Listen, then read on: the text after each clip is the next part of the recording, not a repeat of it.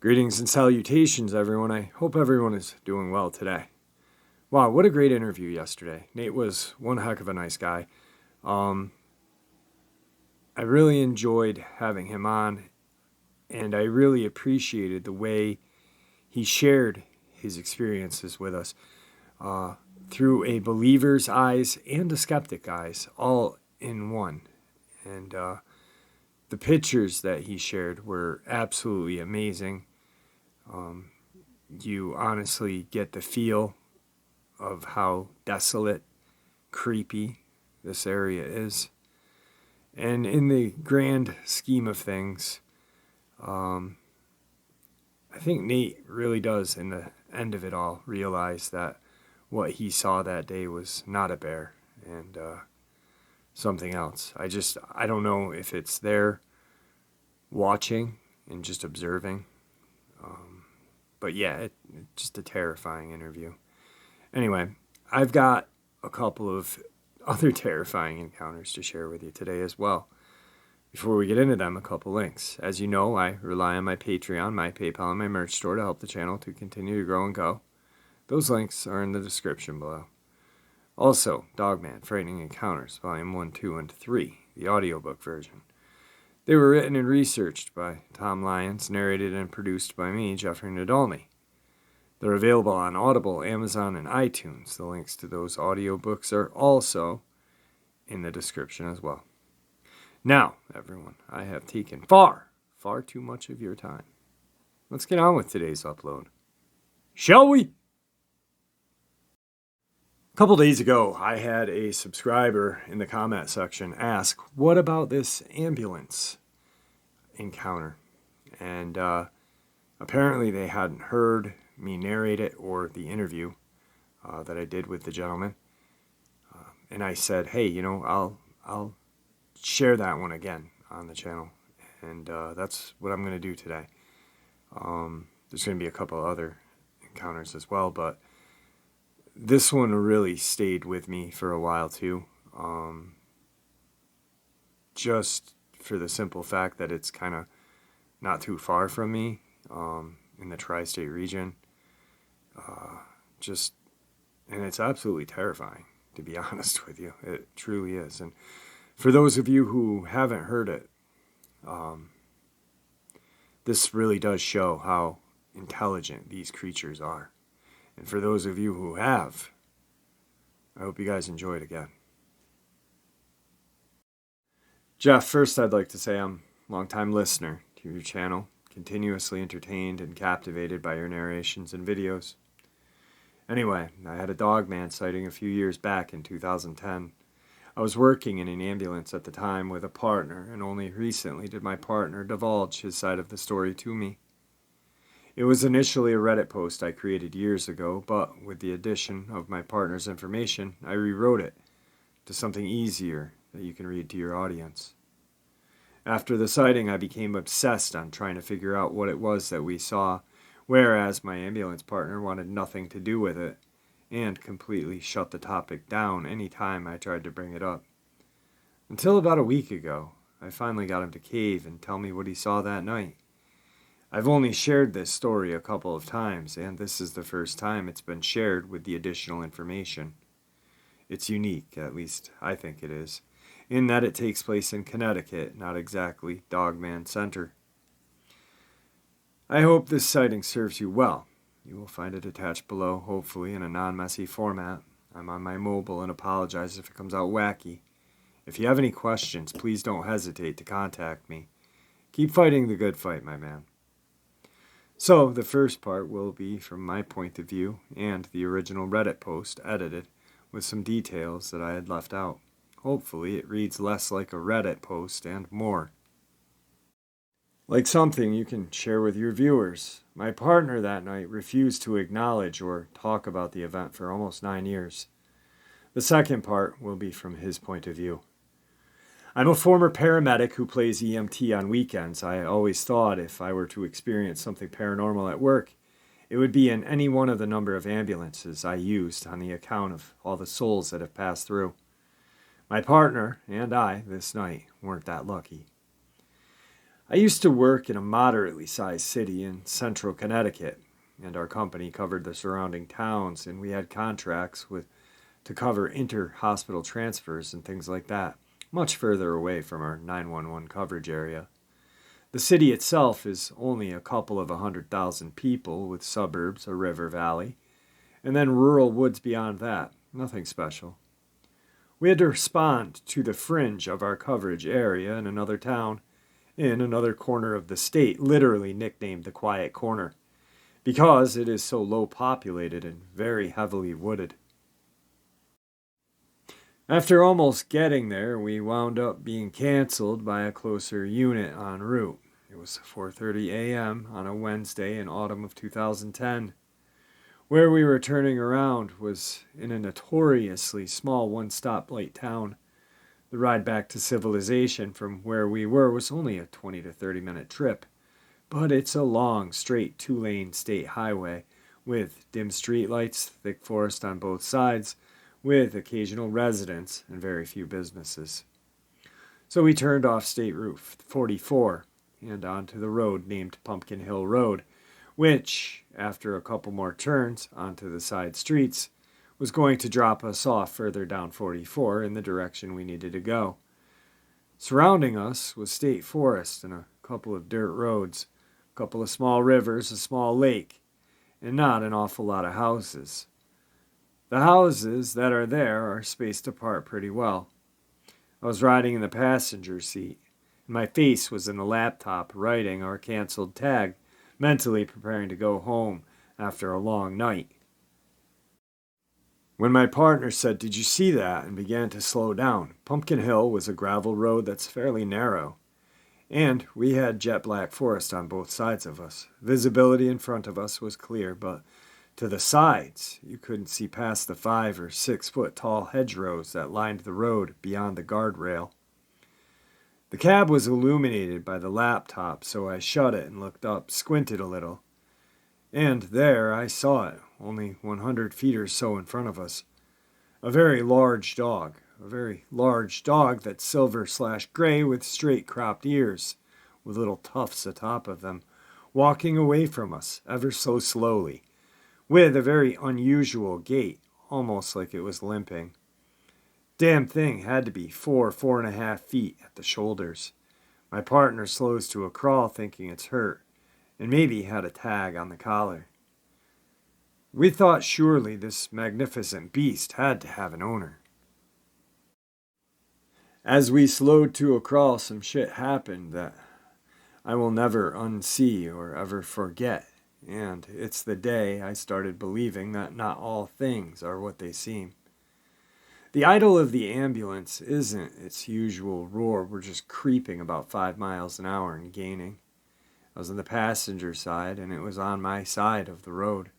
The plan was for my partner to put the flashers on and for me to whistle or hoot to see if our new friend was acclimated to humans and needed help, or if he was street tough and to just let him be on his way. We closed the 100-foot gap to around 25 to 30 feet. As we closed our distance, and right at the 10-yard mark or so, my partner and I simultaneously got a sense of dread. I was suddenly very aware of how much shit I was in, and my blood turned cold. The hair on my arms and neck stood up. My vision narrowed, and my heart started pumping well over 120 beats per minute. The fucking dog stood up. He just stood up. Not like a domestic dog or a bear or a domestic cat will. Their movements are kind of awkward when they stand, and they're usually pretty quick to go back down onto all fours after a couple of steps. And we do have black bears here, but this definitely was not a black bear. It was far too big. This creature was meant to stand up, and he did it as fluently as you or I would. My view of this was from behind, and the bastard's shoulders would have put an NFL defensive end to shame. It was a massive beast. My partner stopped the truck. The beast cocked its head to the side ever so slightly to the left, revealing a single yellow/green glowing eye shine. Then it turned to my side, the right side of the woods, and bolted. It was over as soon as it started. What my partner and I have always called the werewolf, we estimated him to be around 7.5 feet tall. Our ambulance is a little over 13 feet clearance, and the tufts on its ears lined up with about where our emergency lights are on the front top of the truck. The top of its head ended at about where the windshield ended. Its shoulders were easily twice as wide as a man's, maybe 4.5 feet, maybe 5. Its back muscles were well developed, and it had a tapered waist which led down to a bushy 3 or 4 foot long tail. And I keep referring to he because it had enormous testicles, probably the size of basketballs. How it walked around with those dragging on the ground, I have no idea. Its quadriceps, if I had to guess, were the size of a man's waist, anywhere between 34 and 40 inches. Its legs bent backward like a canine, and I could make out an Achilles heel and massive clawed feet. The upper body's details were more alarming to take in. The ears were cropped like a Doberman's. They stood straight up, and the tufts on top of them were easily a few inches tall on their own. When it snapped its head to the side to acknowledge us, it laid its ears flat back on the top of its head. It was all business when he did that. I got a perfect profile view of his face. It was rigid. Straight cheekbones, which led away from the face and towards a gigantic muzzle. The socket around its eye looked incredibly human, and the eye itself was probably the size of a racquetball. And it wasn't reflecting light from our scene or headlights. It was definitely glowing yellow/green. The muzzle could have been a foot long, and it had a big old shiny, maybe wet dog nose at the end of it. Its mouth was partially open when it turned its head, and then it looked like it swallowed. I only caught a second or two long glimpse of its mouth. Its gums were black, and it had a dark, maybe purple tongue.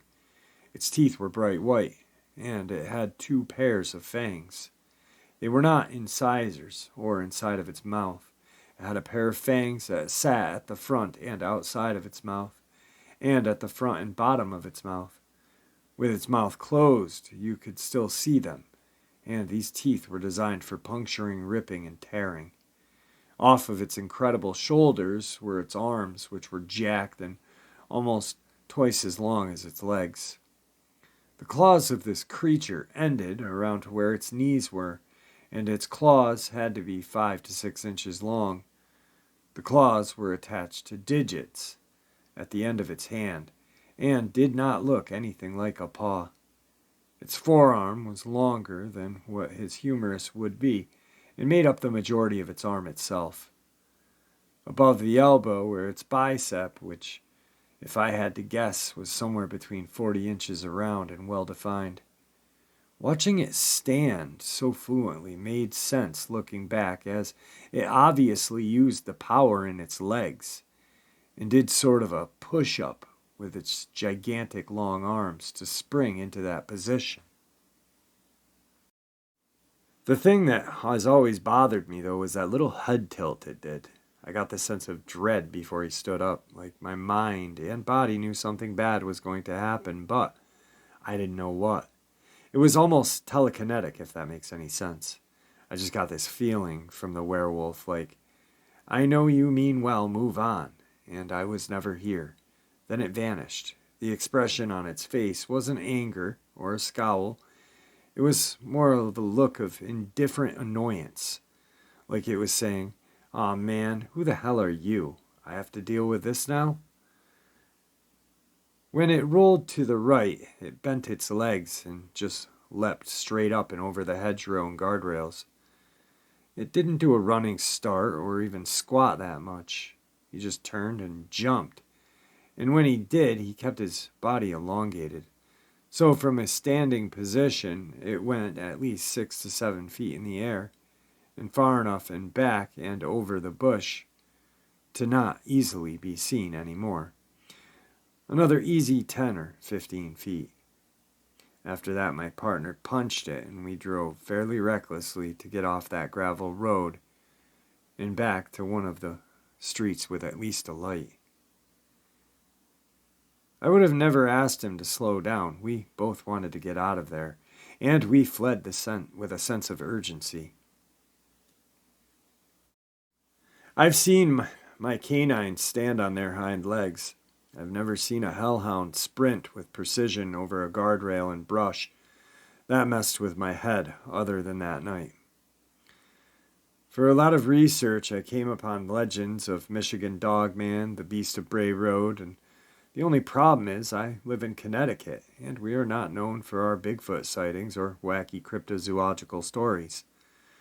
The town of Pumphrey, Connecticut, which was close by to the town we were in, does have some interesting wolf lore and a park named Wolf Den State Park.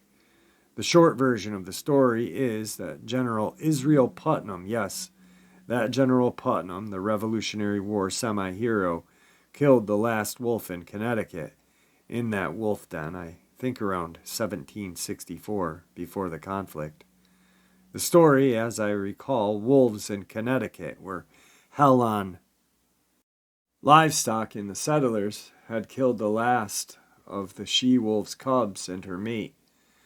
So the story goes, she started slaughtering livestock and stalking and attacking people, not to eat but to kill. One morning she massacred over 70 sheep, and Israel Putnam was tasked with putting her down. He tracked her to her den and did so. The wolf den is still there to this day.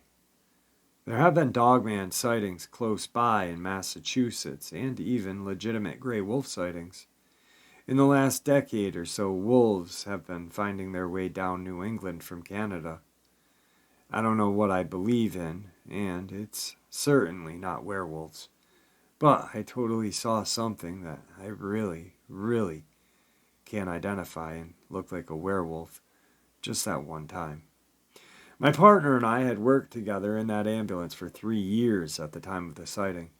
We knew each other pretty well, and as alarming the events that transpired in front of us were, there was something off about Ron for weeks after that sighting. The ride back to operations, we just couldn't believe what we saw, and kept exchanging things like, "What the fuck was that?" "I don't know, asshole. I saw the same thing you did." "Did that really just happen? I can't believe that just happened." After we fueled our truck, we punched out, and the next I saw of him was Thursday night for our last tour of the week before our 3 days off. When I showed up, he notified me that he had called dispatch and requested to be posted in downtown the entire night, not wanting to leave the confines of the inner city. Not an unusual or odd request. Some people prefer busier assignments, and we definitely did, but it became a habit with Ron, and as weeks and months went by, we were never sent out in suburbia for a call after dark for the rest of our 5 total years together. I thought I was just shaken up as he was, but something was sitting sideways with the way he was acting. And every time I approached him to talk about it, he would immediately dismiss the topic and, stoic and quiet, or change the subject entirely, leaving an odd vibe I never felt around my work brother before.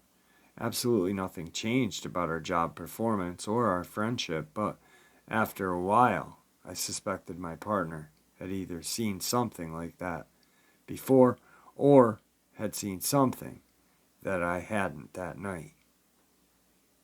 After years of patiently prodding him and asking him what was wrong, he finally disclosed what was bothering him so much.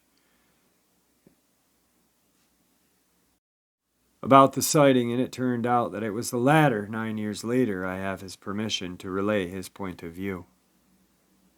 Our ambulance was a 2008 AEV box truck. It had a 13-foot clearance, and Ron is 6'5". I'm 5'10", but when seated in the cab, sitting up and facing forward, the top of our heads were probably somewhere around 7.5 to 8 feet off the deck.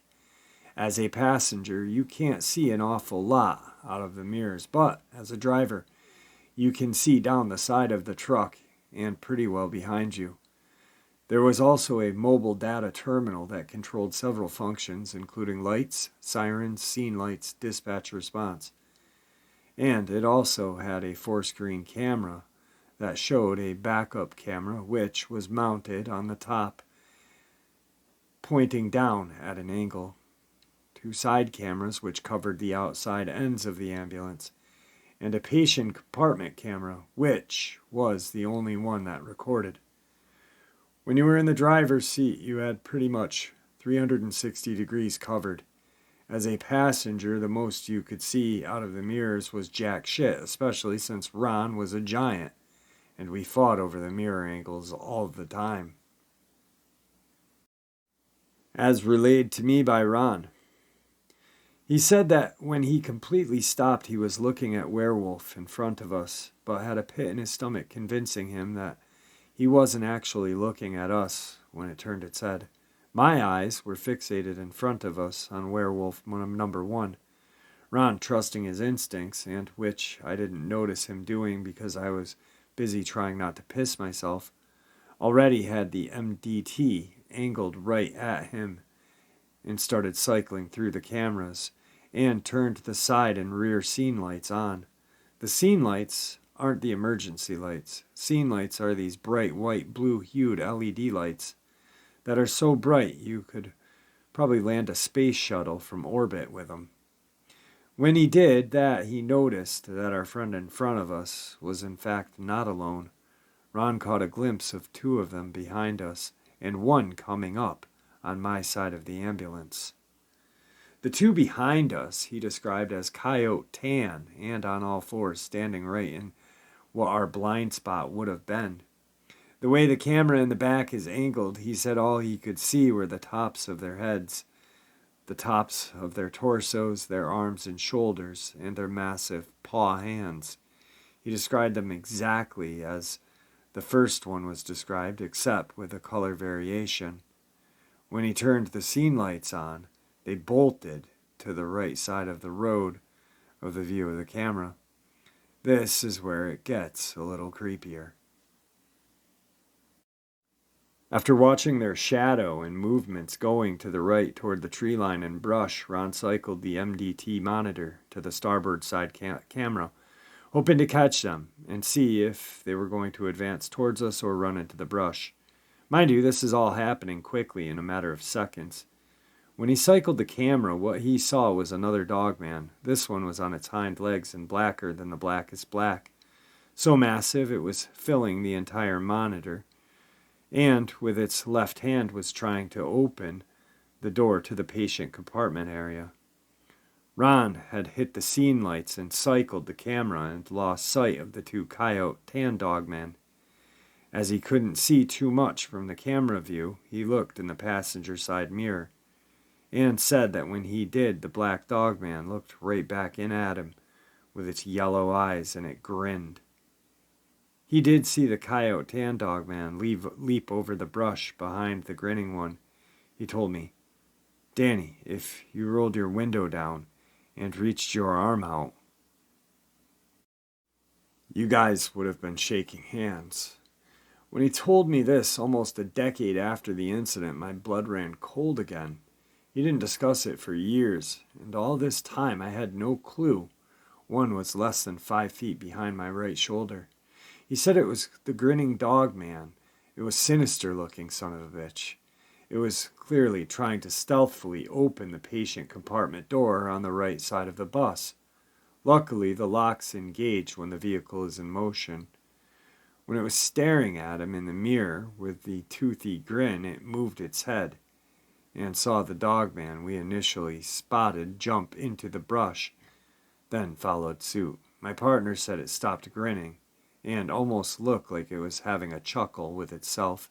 Honestly, he looked like an asshole.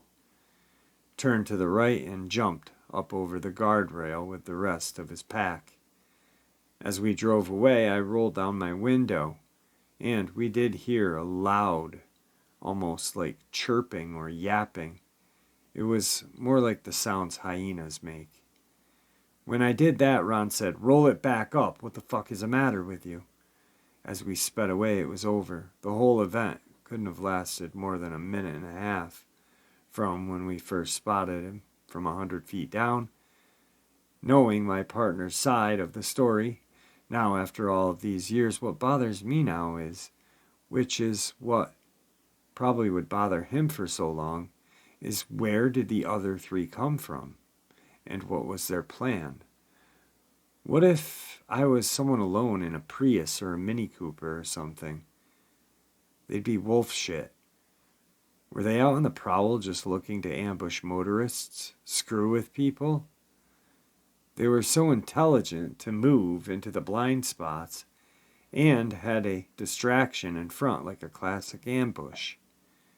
After having thought I settled my nerves over the even years ago, now I have so many more questions I'm afraid I'll never have answers to. That's what my partner swears happened that night we saw the wolf beast on Pumpkin Hill Road in a sleepy little corner of Connecticut in our ambulance. Alright guys, I was going to do more, but I don't know what the hell is going on. My throat is all messed up.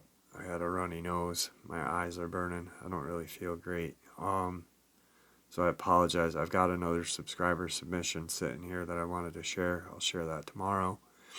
And a couple other things. I was just recently a subscriber just recently reached out to me, actually yesterday as well, or the day before, with what sounds like a pretty intense encounter. I'm going to talk to them. Hopefully they'll share what's going on with me, and then I can share it with you, or hopefully they'll come on and share it. I have an interesting idea, and I just kind of want to run it by you before I do it. Now, like I said, I've gotten a lot of new subscribers. Wow, I really feel like crap. I'm sorry, guys. I really not doing this night justice. So I've gotten a lot of new subscribers, and I kind of want to share my encounter again. But what I want to do is I want to go to where I had it, and I want to video the whole encounter, like where I was standing, where my friends were, where we first saw these eyes coming from the woods and stuff like that. So I'm hopefully gonna, if I feel better, hopefully I feel better tomorrow. I really apologize, guys. This is shitty. Anyway, I really want to do that for you guys so you guys can see the area where this happened. And that way you guys can see how creepy it was. It is now a developed cul-de-sac, but you can kind of just magically erase the houses in your mind and see where these woods are, how deep they go, and how creepy they are. So, I don't know. Alright guys, I am going to take some Motrin and Tylenol and hit the hay. Hopefully feel better tomorrow. With that, I'm going to bid you farewell. Thank you, and I'm not yelling see ya tonight, but see ya.